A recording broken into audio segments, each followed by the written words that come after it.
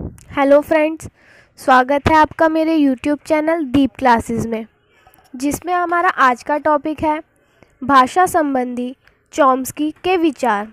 हमारा आज का टॉपिक स्टार्ट करने से पहले अगर आप हमारे यूट्यूब चैनल पर नए हैं या आपने अभी तक हमारे यूट्यूब चैनल को सब्सक्राइब नहीं किया है तो इसे सब्सक्राइब करें, जिससे हमारे आने वाले वीडियो के सभी नोटिफिकेशंस आप तक पहुंच सकें।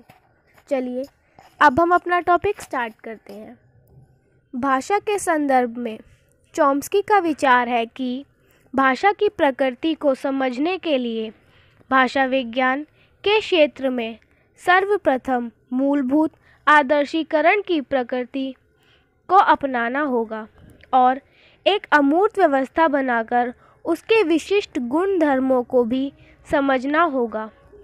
इसी के उपरांत हम प्रक्षेपित संवृत्ति को अभिधारित व्यवस्था और उसके तत्वों की अन्योन्य क्रिया के रूप में समझ सकेंगे। दूसरी ओर चॉम्स्की ने भाषा के अध्ययन के लिए व्यापक अमूर्तता को आधार बनाने का आग्रह किया है। उनका कहना है कि विवाद अमूर्तता की धारणा को नहीं वरन उसके स्वरूप को लेकर हो सकता है। अमूर्त स्वरूप पर सोचने पर हर भाषा के लिए एक ऐसे आदर्श समरूप भाषाभाषी समुदाय की कल्पना की जा सकती है जिसमें शैली या बोली का अंतर ना हो। ऐसा भी माना जा सकता है कि उस भाषाभाषी समुदाय के हर सदस्य को भाषा के आदर्श रूप का अंतः ज्ञान है। चॉम्स्की उस आदर्श वक्ता या श्रोता के भाषा ज्ञान के प्रतिवेदन को उस भाषा का व्याकरण कहते हैं, जो भाषा के हर वाक्य के गुणधर्म को बताता है। यह व्याकरण जिन वाक्यों को प्रमाणित करता है उनका संरचनात्मक वर्णन देता है और यह भी बताता है कि वे किन मूल वाक्यों से प्रजनित हुए हैं। चॉम्स्की ने कहा है कि दावा करना गलत है कि छोटे बच्चे सिर्फ वयस्कों की सतर्क देखरेख के कारण ही भाषा सीखते हैं। वयस्क सतर्क विभेदक पुनर्बलन द्वारा उनके शब्द भंडार को निर्मित करते हैं। बच्चे खेलते खेलते भी एक दूसरे की भाषा को सीख लेते हैं, जो उनके माता पिता कोशिश करके भी उतनी अच्छी तेज़ी से नहीं सीख पाए। जो बात नोम चॉम्स्की को स्कीनर जैसे व्यवहारवादियों से बिल्कुल अलग करती है वह है उनकी प्रकल्यता कि मनुष्य में भाषा सीखने की अंतर्जात शक्ति है, जिसके कारण वह भाषा का सृजनात्मक प्रयोग करता है। इसी कारण बच्चे इतने सहज ढंग से तेज़ी से किसी भाषा को सीख लेते हैं। यही शक्ति मनुष्य को अन्य जीवों से अलग करती है। चॉम्स्की यह नहीं मानते कि भाषाई व्यवहार आदत डालने की बात है। उनके मतानुसार भाषाई व्यवहार की मुख्य विशेषताएं हैं नवप्रवर्तन, निष्कर्षण और सूक्ष्मता। चॉम्स्की ने भाषा सीखने एवं प्रयोग के संदर्भ में कहा है कि मानव अन्य किसी भाषा सीखने के बाद स्वयं अपनी कल्पना से नए वाक्यों का सृजन कर लेता है। अतः यह नए वाक्य यदि उस भाषा के हैं तो आए कहाँ से? यहाँ चॉम्स्की ने स्कीनर का खंडन करते हुए उसे अमूर्त सिद्धांतों के रूप में माना है। चॉम्स्की ने भाषा विज्ञान को मनोविज्ञान के संबंध माना है, विशेषकर संज्ञानात्मक मनोविज्ञान से। उनका कहना है कि किसी भाषा के सही मनोवैज्ञानिक अध्ययन के लिए उसकी प्रकृति को भी समझना पड़ेगा। हमें जानना होगा कि भाषा की प्रणाली क्या है, तभी हम समझ पाएंगे कि शिक्षार्थी ने उस प्रणाली को किस हद तक अपना लिया है। चॉम्स्की का विचार है कि भाषा में मनोवैज्ञानिक अध्ययन की दिशा में जो भी प्रगति होगी वह अन्य संज्ञानात्मक मनोविज्ञान के अध्ययन में सहायक होगी।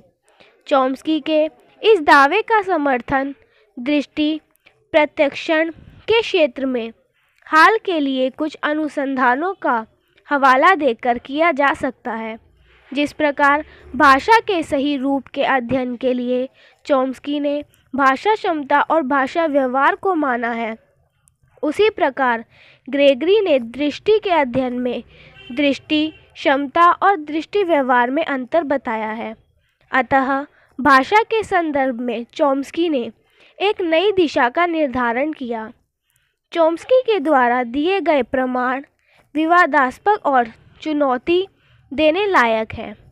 वाक्यों की बाह्य संरचना और आंतरिक संरचना के अध्ययन के लिए चॉम्स्की के गुरु हैरिस ने अपने सिद्धांत प्रकाशित किए, जिसे रूपांतरण नियम कहा गया। रूपांतरण का अर्थ किसी संरचना के रूप का किसी दूसरी संरचना के रूप में परिवर्तन होना है। रूपांतरण नियम चॉम्स्की के सिद्धांत के महत्वपूर्ण स्थान रखते हैं। चॉम्स्की के अनुसार वाक्य न्यास के दो भाग होते हैं, पहला आधार संगठन, दूसरा रूपांतरण। आधार या मूल संगठन वाक्य गहन संरचना या आंतरिक संरचना का प्रजनन करता है तथा रूपांतर घटक गहन संरचना को सतही या बाह्य संरचना में परिवर्तित करता है।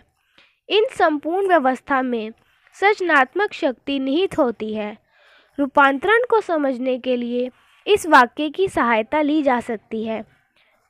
मोहन ने रोटी खाई। मोहन के द्वारा रोटी खाई गई। प्रथम वाक्य कर्तृवाच्य तथा दूसरा कर्मवाच्य है। पहला वाक्य मूल या बीज वाक्य है तथा दूसरा रूपांतरित वाक्य है। पहले वाक्य के दूसरे वाक्य में रूपांतरण को चॉम्स्की ने रूपांतरण कहा है। चॉम्स्की के रूपांतरण प्रजनन व्याकरण के 3 नियम हैं। पहला पदबद्ध संरचना के नियम, दूसरा रूपांतरण के नियम और तीसरा रूप स्वनिमिक नियम। बात की जाए पद संरचना नियम की, तो सीमित नियमों के द्वारा असीमित वाक्यों की रचना ही इस व्याकरण का प्रजनन पक्ष है। पदबद्ध संरचना के नियम को रूपांतरण प्रजनक व्याकरण का प्रथम नियम कहा जाता है। चॉम्स्की द्वारा इन्हें लिखने की पद्धति के कारण पुनर्लेखन नियम भी कहा जाता है।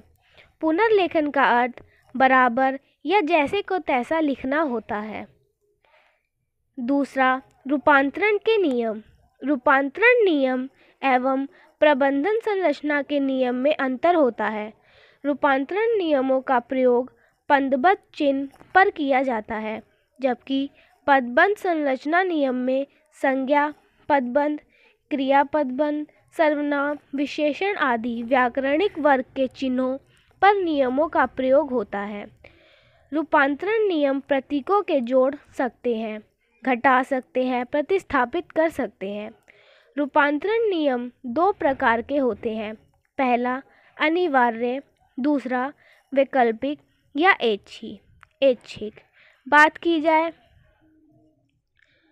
रूप स्वनिमिक नियम की, तो रूप स्वनिमिक नियम वाक्य रचना को ध्वनि रूप देकर उच्चारण की स्थिति पर पहुंचाता है तथा रूपांतरण प्रजनन व्याकरण में पदबद्ध संरचना नियम तथा रूपांतरण नियम के द्वारा निर्मित वाक्य रचना का यह नियम उच्चारण रूप देता है।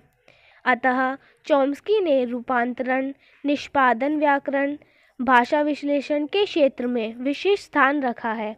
यह बाह्य संरचना की जगह प्रत्येक वाक्य की भाषिक क्षमता के आधार पर भाषा तुलना करता है। अतः चॉम्स्की ने वाक्य अन्वेषण को भाषा अन्वेषण का केंद्र बिंदु मानते हुए कहा है कि वाक्यों को समझने के क्रम में ही रूपिमों, स्वनिमों और भाषा के अन्य अवयवों को भी समझा जा सकता है। फ्रेंड्स, हमारा आज का टॉपिक यही ख़त्म होता है, जिसमें हमने जाना चॉम्स्की के भाषा संबंधी विचारों को। अगर हमारा आज का टॉपिक आपको पसंद आया हो तो वीडियो को लाइक एंड शेयर ज़रूर करें और हमारे चैनल को सब्सक्राइब करें। Thank you for watching.